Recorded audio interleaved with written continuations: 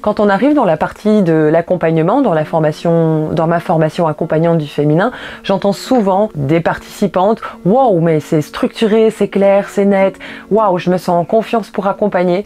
J'ai déjà fait des formations et j'ai jamais reçu cela. » Et je constate que souvent, beaucoup de personnes qui donnent des formations ne donnent pas une structure suffisamment claire et nette ou suffisamment encadré que pour réellement être là pour accompagner d'autres personnes. Et quand on accompagne d'autres personnes, il est fondamental d'avoir une base solide qui va être le contenant de l'accompagnement. Et si mon contenant, donc ma base, mes fondations ne sont pas stables et solides, mon accompagnement sera moins palpable dans les effets qu'il va procurer à la personne.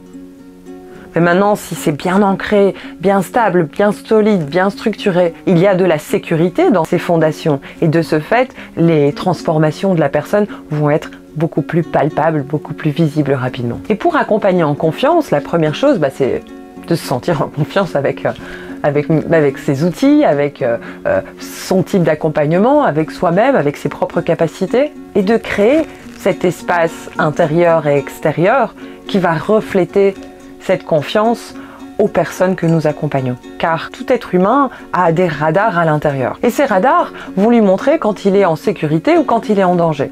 Alors oui, pour certaines personnes qui ont vécu des traumas et des situations impactantes dans leur vie, ces radars peuvent être inversés. En situation de danger, elles peuvent ne pas sentir qu'il y a un danger. Et là où elles sont en sécurité, sentir l'inverse. Mais parlons d'une personne avec une structure dite normale dans l'être humain, de fonction normale.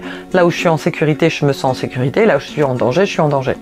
Mais si l'accompagnante ne se sent pas en confiance, le ton de voix peut trembler, la posture ne pas être une posture de confiance, la manière d'accompagner peut montrer qu'il y a des doutes sur l'accompagnement proposé.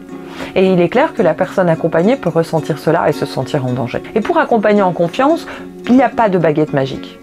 Il y a apprendre une structure, il y a se connaître soi-même, il y a travailler ses outils, c'est-à-dire les apprendre pour soi, puis les développer pour les autres, puis tester sur des autres, dans un environnement sécure. Et donc il y a le travail personnel, le travail professionnel et le travail sur ses outils. Et c'est fondamental. Il est fondamental que la personne que tu accompagnes ressente de la confiance, une vraie confiance, pas une confiance jouée.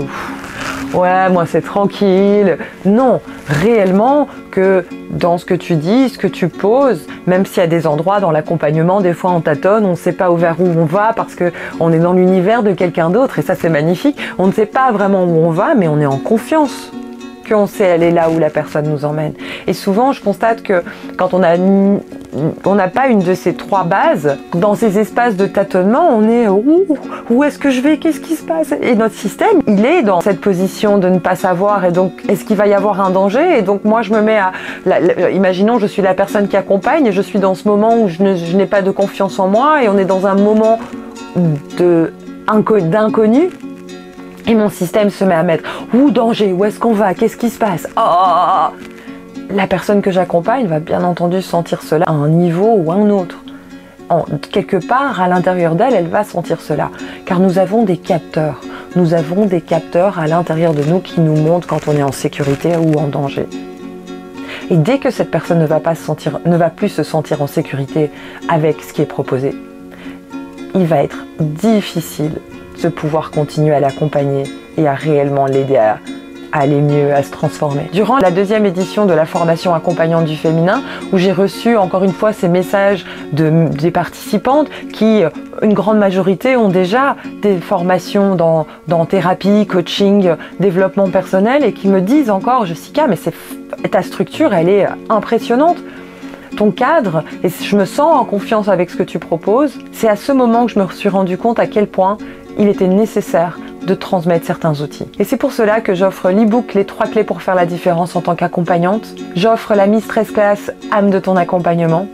Et si tu veux aller aussi plus loin dans l'accompagnement, il y a une autre Mistress Class qui s'appelle Accompagnement d'excellence. Les liens seront en dessous de cette vidéo. J'espère t'avoir apporté quelque chose. Fais-le moi savoir en commentaire. Je t'embrasse.